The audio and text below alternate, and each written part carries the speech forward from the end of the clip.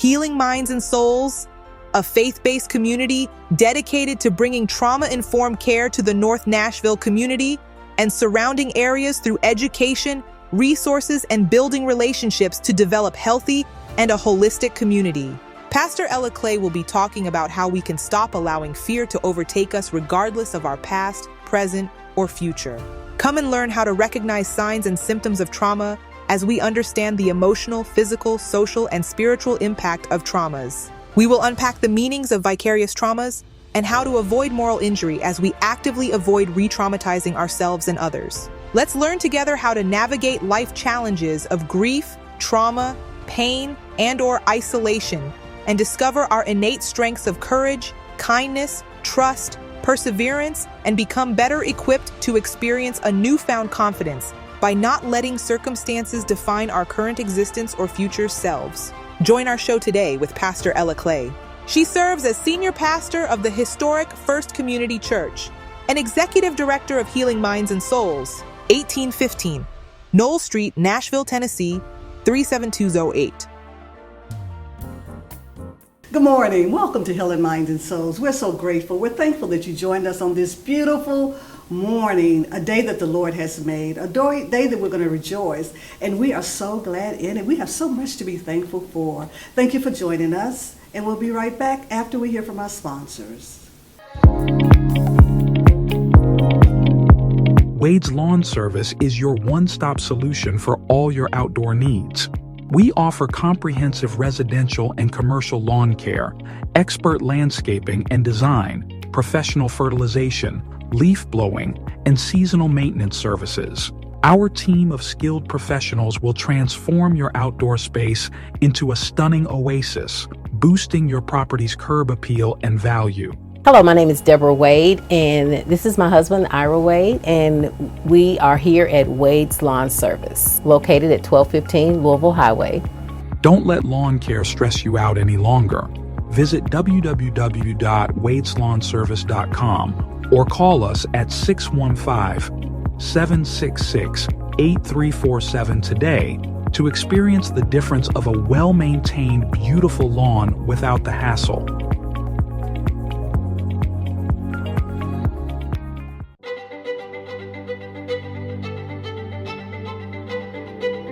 Hello, welcome. We are Crossroads Campus. So happy to have you guys here. I'll take you and show you through. I'm the program director. My name is Eric Davis, and I've been here for about 7 months now. So who we are, we help young adults in the community, ages 18 to 24, facing severe poverty and homelessness. And what we do is provide them opportunities to kind of get back on their feet and work back in the community, coming down to our Crossroads campus through our job training program as well as our affordable housing program. So right here is our pet retail store. It's a social enterprise. Our young adults here pretty much they assist us with running the store. So they're learning different universal skills, whether it's working the register, whether it's customer service, whether it's marketing, things like that. So as part of our job training program, we have 4 areas that we have our interns focus. We have the animal care, so they go through animal skills or animal care. We have a retail skills chart of all the things that they learn while they're in retail. We also have a bakery operation where we go off into an industrial kitchen. They learn food certification services, and they learn how to use the industrial cooking areas. And they make dog treats that are for sale in the store and through other stores in the Nashville area. And we also have our grooming skills chart. So in each of these, we have different skills starting from very beginning in both animal care and grooming. It's learning about animal body language, what to expect, how to work with those animals, how to communicate with those animals. In the retail, it's basic customer service, how to answer the phones, product information, how to use a computer system. So they learn different things that we are hoping that they will be able to use in the rest of their life to create a sustainable living situation for each of the interns that goes through our program. Here at Crossroads Campus, we are a job training program, an animal care program, an animal adoption program, and an affordable housing unit. Crossroads Pets is the place where we believe that people and animals connect.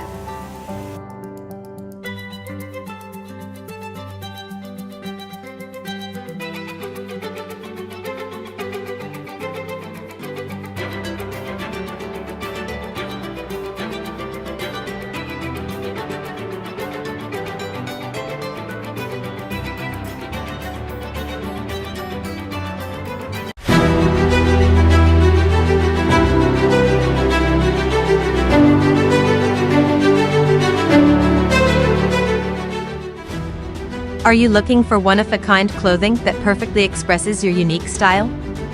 Then Bonita's fashions are for you. Our custom-made garments are not only stylish, but also constructed with the highest attention to detail and craftsmanship. With So Savoir Faire, you can be sure that each piece has been carefully tailored to fit you perfectly and will make you proud to wear it. Give us a call today or visit our website to find the perfect outfit for any occasion. You'll be glad you did.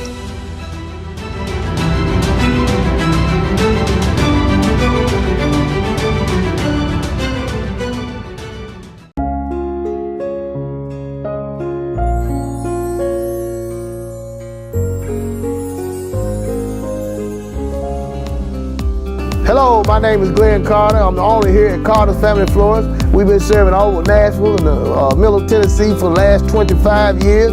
We do flowers for all occasions. We do weddings, funerals. We send flowers out of town and have a host of plants, corsage for the prom, a dozen roses at Valentine, a dozen roses for Mother's Day. We do balloons, fruit baskets, and things of that nature, and we do deliver. So always come to Carter's Family Florist when you're in need of your flower needs. Address is 1822 26th Avenue North. That's Nashville, Tennessee, 37208. My phone number is 615-256-3777. Thank you for choosing Carter's Family Florist.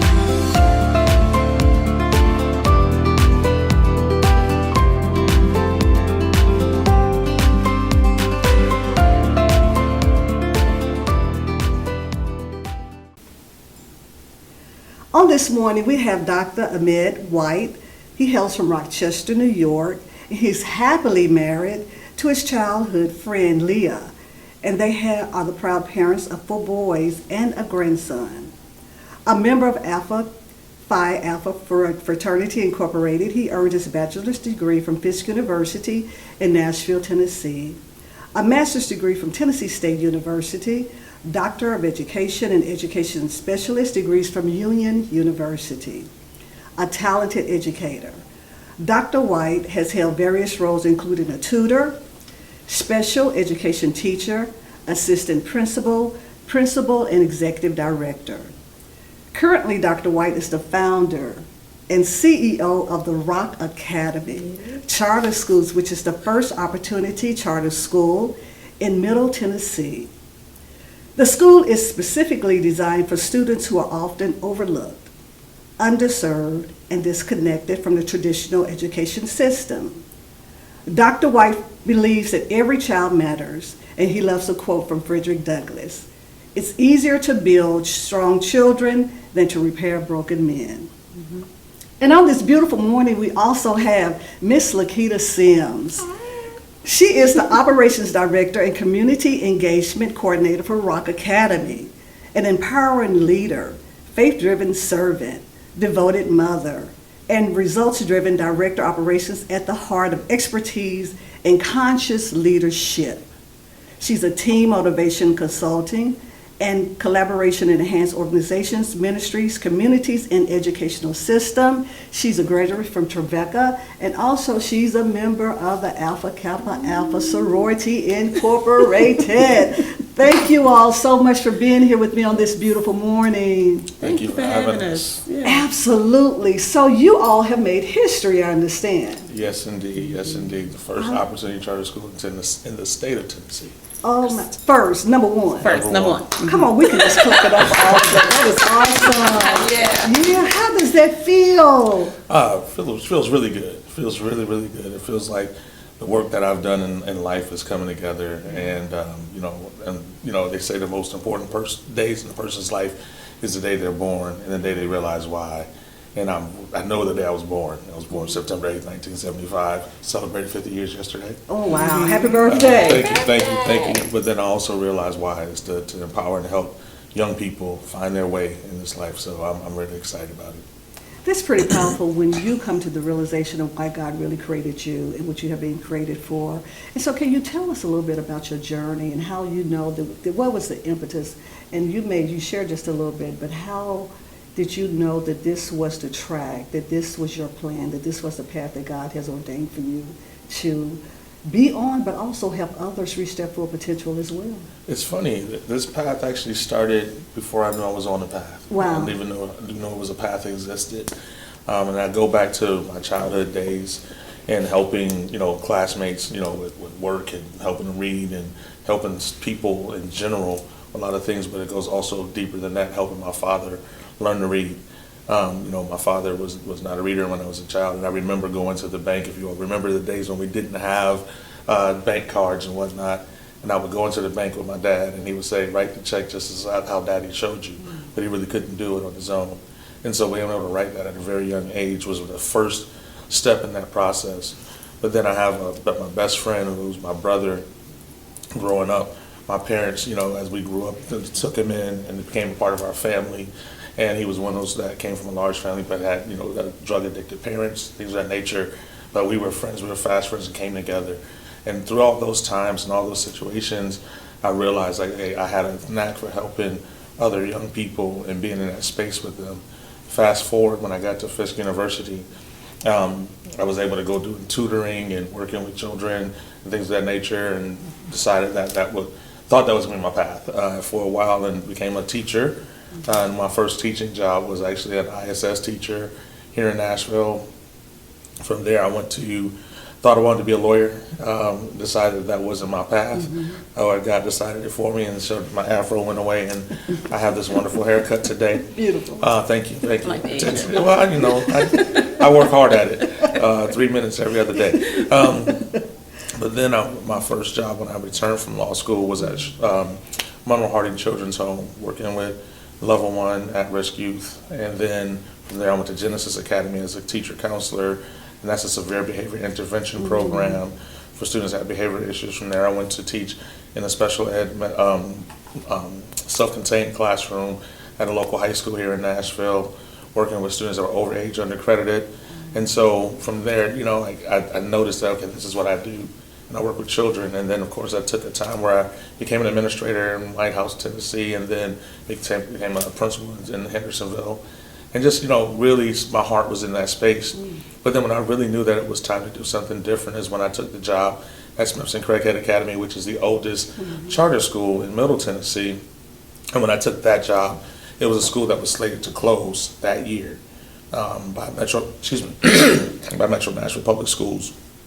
And not only did we save that school, and we actually became a reward school in 1 year. And so you go from taking a school that was failing, essentially failing children, and then taking that school and making it a reward school in 1 year and turning that around. So together, that's where I met Ms. Sims, and we worked together, did really good work there. Sometimes not knowing what we was doing, but we was in the space knowing, okay, God is leading us in a certain way, so let's do this work.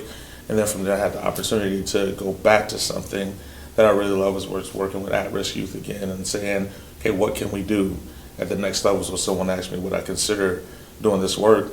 And when I thought about it, my mind was like, no, but my mouth said, my heart said yes. And the funny thing is, my wife reminded me of something I said back in 2017, when she said I wanted to start my own school, and I didn't remember that, and she sent me a note on that. And so here we are, and so that's when it all came together. They say all things work together, and so all those little pieces, all those things, and then even how my wife and I became parents. We became parents through the foster care system, and we adopted 4 children. Wonderful. And we fostered 18 children. So just in that space where I just know that God put me on this earth to work with those that are often overlooked and sometimes thrown away. Wow, that's so incredible. Such a powerful story. And it's amazing how, again, nothing is wasted. Everything, all of it works together for our good and also for the good of many.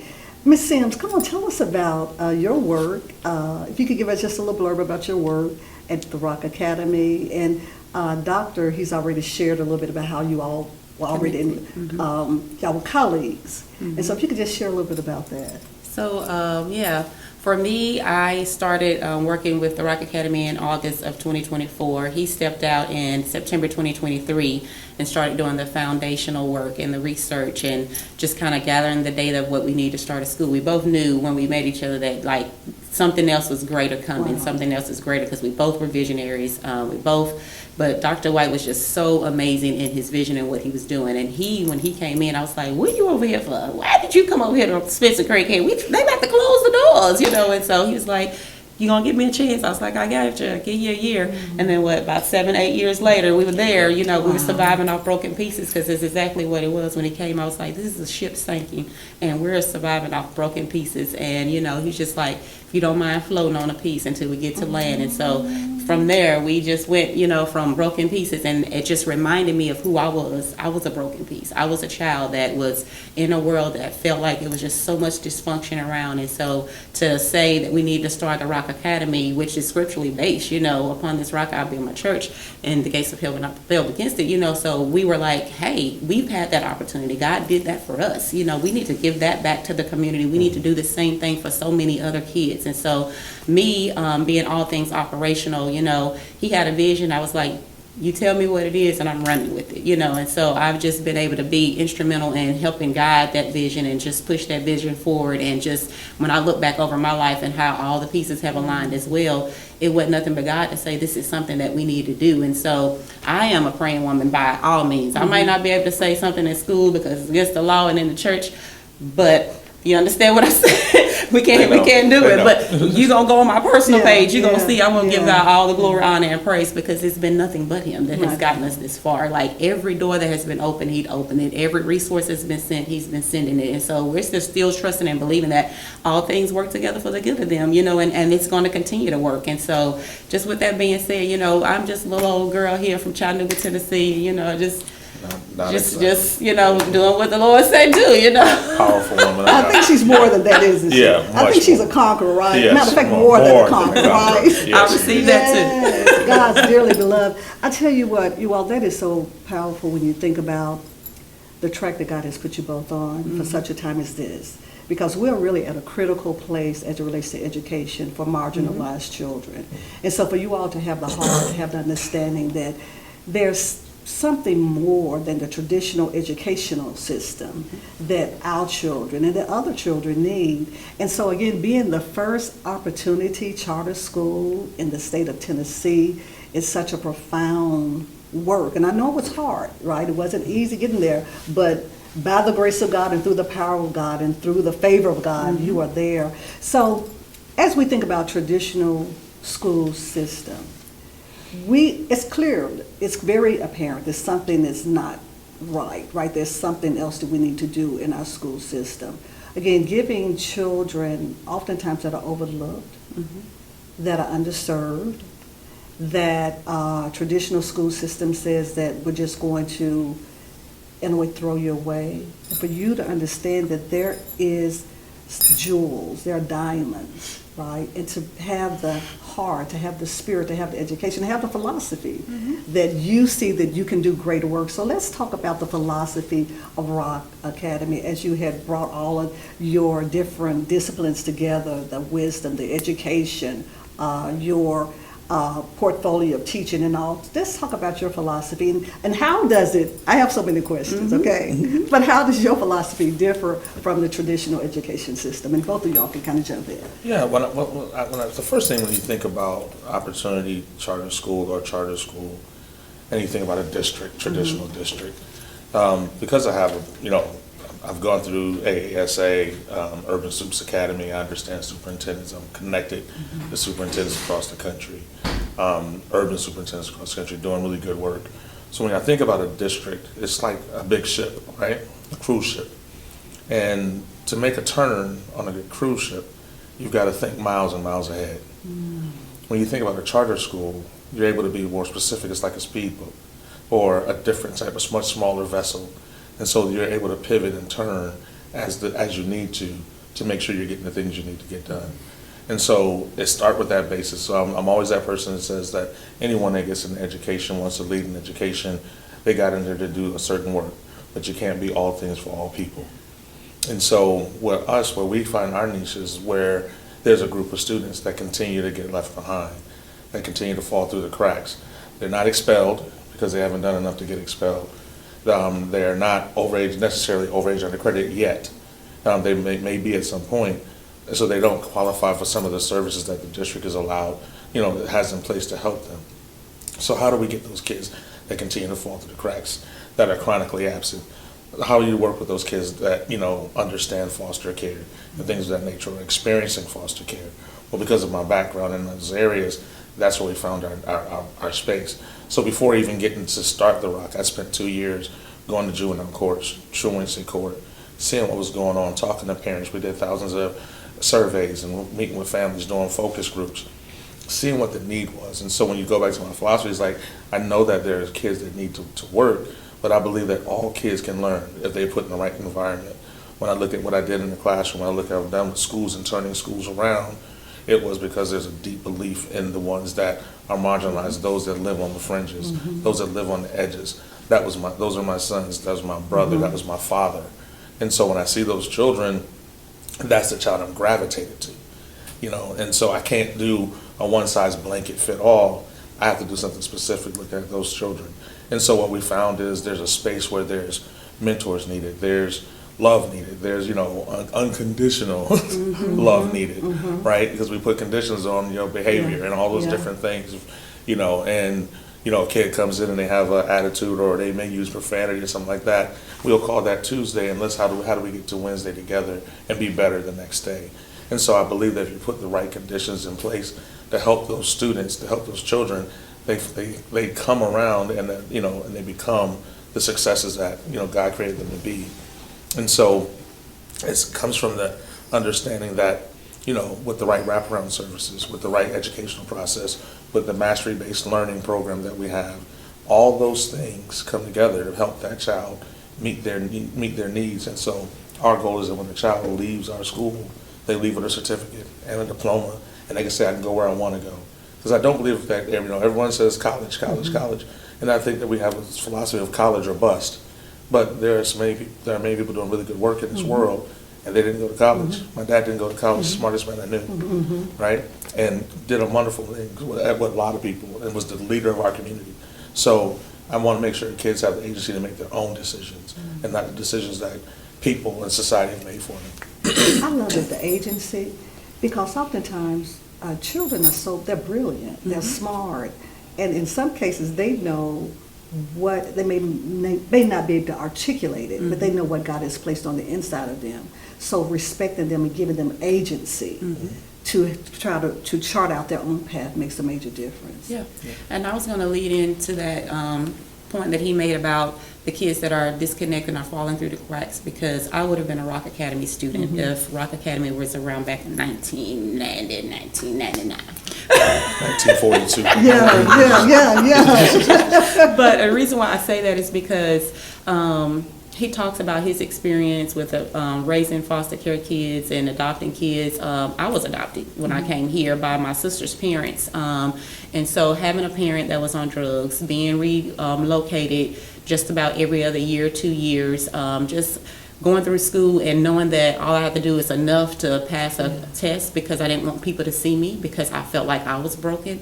And so I slid through the cracks. I just gave a bare minimum. Like, nobody pushed me to do anything harder. Nobody pushed me, And then I became pregnant in high school. I was a pregnant senior, and I graduated, had a child right there in July as soon as I graduated from high school. So there's a lot of students that look like me that need some extra attention. You understand what I'm saying? And so nobody took the time out to say, hey, this girl is just, because why? I put on a face as if everything was okay, even though everything was broken, everything was shattered. You understand what I'm saying? So house got caught on fire. Like, I was just going through so many things in high school, dating drug dealers, like doing so many things in life that, a girl at my age shouldn't have been doing.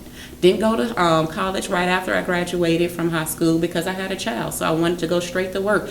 And so college was not my path. I needed a certificate or whatever the case may be. And so for me, when I did finally get my feet planted on the ground and get a firm foundation, I was like, okay, I need to go back to school, and so I did that for myself. I was able to go back to school. I started in ministry, became an ordained minister. I started a mentor group. So I started mentoring young ladies, Doves, Daughters of Virtue, Excellence, and Spirituality. And so I began to see where it was missing, and I was like, okay, I'm community focused. Like, there's so many people that need this, and I wanted to do it so much for young women, and I was, but I was like, there's a component for young men, but I couldn't find the right guy to get in there and just like help build that. And so to come full circle back, and I'm in school and we're having conversations, it was like, yes, you was thinking the same thing. I've been doing the same thing too, and so to just be able to go back and say, okay, yeah, we need to design a school that's going to bring all of those kids in the fold. Like, they need to be able to have that opportunity to be engaged, to have flexibility, relevance, and to know that they're being seen. And so he starts every day in school. We love you, we believe in you, and there's absolutely positively nothing you can do about it. And so with that being said, like, everything is a foundation of love and just crafting the mindset and shifting the mindset so they can understand that you do have a purpose. And whatever that purpose is, we're here to help you, guide you toward that light so that you can walk in that purpose and be the person that God has created you to be. That's powerful. You all are doing just a revolutionary work with the Rock Academy, and I know it's going to be greater. We decree and we believe it to be so. And so I think about even the African community, some African communities, when a child or when an adult does something against the community, violates the community any kind of way, they will put that individual in the circle and everyone stands around them. So that's what I see even in a metaphorically type of situation. You're still standing and covering the children, and it's what they need so deeply, even as we look at a lot of the violence that goes on in our community. And again, what children are dealing with, oftentimes we don't even know what they're dealing with because they still come in with a smile, although they may be acting out in different ways. Those are symptoms that they display. So thank you all for that. I also want to lift up, there are different type of learning styles that children have. And oftentimes when children are gifted, they may not be on the spectrum of traditional education. So do you all have anything in place for that? Yes, actually, so that's one of the things I mentioned briefly earlier is with the Modern Classrooms Project. And through that Modern Classrooms Project, it's a self-paced opportunity for students to go at the pace that's best for them. Of course, there's still, the finish and complete things they need to do, but they're, contrary to popular belief, it's not asynchronous learning. It's actually, taught with a teacher, but the teacher is actually doing modules to make sure the kids get the information that they need. But then that teacher can, because the students are working at their own pace, that teacher can do individualized work with certain students, small group work, and things of that nature. But the way our model is also set up, in a classroom, you're going to have a teacher and you're going to have a mentor. That mentor is assigned to a group of students, so they're going to be with them from the day they start the school to the day they graduate from school in every of those classes, teaching that restorative practices, doing SEL, but also being in there to work with the student. But then we also, as students, have other needs that's within that classroom, whether it's our EL learners, whether it's our SPED learners, those gifted students. And so therefore, we can have others push into those classroom settings, which means that now you can go from having two adults in the classroom working with students to 3 or 4 persons working with those students in the classroom. And so therefore, those students are getting exactly what they need. And you talk about in a traditional setting, you've got a teacher that's teaching, and doing a great job working hard with students. But like you said, there's some kids that are either dismissing them because they're too low or too high, right? But that teacher is giving good education, giving good instruction, things of that nature. But through this project, with this Modern Classrooms Project, they can see where they're mastering this work. And it's blended learning, and it's self-paced. And so therefore, they're getting able to see exactly where those students are. And if there's a student that is now missed some time because they had a household taking care of a sibling, or missed some time for whatever reason, right? When they come back, it's not, oh, you missed the instruction that was given, so here you are. Hopefully see how we can help you catch up, which everybody tries to. Teachers do a great job at that. But when they walk into the Rock Academy, it's like, okay, glad you're back. This is where you were. Boom, this is what you got access to. Let's hit it and go, right? And so therefore, that gives that child a chance to catch up. gives that child a chance to do what they need to do because that pace is theirs, and so therefore they don't have that embarrassment like I don't know what I'm doing. I missed this instruction, and now I got to work so hard to catch up. No, we have that in place to help you get to where you need to be, because again, we want you taking control of that, and we want to put the right things in place to help you. And now we got to see how we solve the problem of you not coming to school. So is there food insecurity? Is there some other things that we got to deal with? And therefore, that's where our partnerships come in to kind of help bridge that gap for our students. Amazing. He said it all. He said it all. He said it all. Wow. This is awesome. So I think about the crime. Do you have anything in place, violence in our community? Do you have any type of curriculum in place to help the youth maneuver through that? Do you, anything? For the community? Yeah, for the community and also for the students. So I guess shifting the mindset. Oftentimes they are exposed to so much. So yes, that will come through our mentoring program and also our SEL curriculum that we're going to be incorporated. It will allow us to be able to push in real life scenarios and also to be able to pull those students out for one-on-ones to be able to deal with those issues that they may be facing, not just for our students but for our staff as well. So it's a part of our structure and it's embedded in our curriculum and in our formation of the day. So not just the mentor mentoring, but the mentor is also being mentored. And so that's a key component of our structure and our model to make sure that from the head all the way down, it doesn't matter who's engaging in our students, whether it be the janitor, whether it be the cleaning crew, whether it be the cafeteria workers, like everybody's embedded in understanding and how to realize what's going on with a student and when they need extra help and when you can't help anymore to say you can't, to push it to someone. So we also making sure that we have social workers and counselors that are ready available for our students. We're considering it to be a one-stop shop here at the Rock Academy. So whatever needs you come up with and you need it, we're going to make sure we provide those needs on site and have the resources and connections to them so they can come into the school and not push you out, because we do know that the minute we send you somewhere, you may not show up there, you may not go there, you be deterred to doing something else. And so we want to make sure we keep it at the center of the heart of the Rock Academy. So that also brings it back to my mind that we're going back to the basics. And so my campaign on the ground, boots on the ground in community, is been back to the basics. A lot of times, first of all, let me say I thank traditional schools and teachers, because they have worked hard and they've done what they needed to do. And sometimes you're just handicapped at your hands on what you can do, because you have, like he said, this big ship that you're steering, and you have to consider so many people, and your classroom could be overload, and there's nothing you can do about that. So sometimes it's beyond their parameters and scopes of what they can do. But because we do have the opportunity to be able to go in and wrap our arms around Opportunity Youth and to make sure that we're giving back and we're hearing from the community what the need is, and we're catering to those, we have built so many partnerships aligned. So we had over 75, 80 partnerships that have given letters of support and have signed MOUs and have signed letters of support for our school to say, hey, we're here with you. And so we're in the community, we're going back to the community, and we have certain programs that we'll be doing, our parent nights and things of that nature. And so trauma-informed practices that everybody will be included in, and then also making sure that we have extended programs, not just for the students and staff, but for our parents and those that are in the community. So at our previous school, we did GED classes, ESL classes for parents.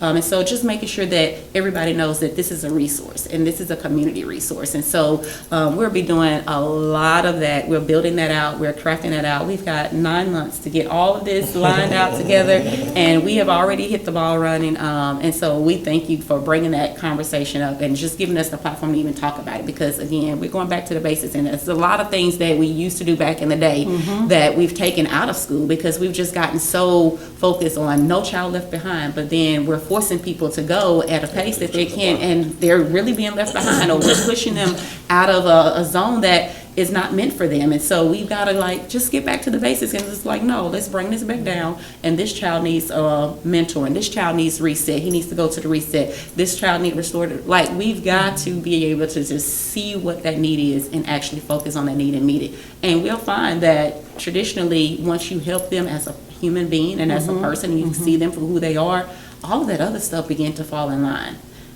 all of the other distractions begin to decrease. So Sometimes people just really need to know that you love them and you care about them, and you're there for them, whether they're excelling or whether they're not excelling. Thank you all for your work. Listen, are there any last thoughts that you would like to share with the audience? hey, the Rock Academy, first opportunity charter school here in Tennessee. I need y'all to come in, get on board. Bring us your kids because we love them, we believe in them, and there's absolutely, positively nothing anybody can do about it. So hit us up, find us. We are on social medias, we're on Facebook, Instagram, Twitter. You can find us there, Rock Academy, Nashville.org, and you can also email us, help@therockacademynashville.org. So yes, thank you so much. Absolutely. There's nothing I can say after that, but we definitely are still looking for partners. We want people that's working in the community, that has a heart for this work, has a heart for these children. How can we partner with you?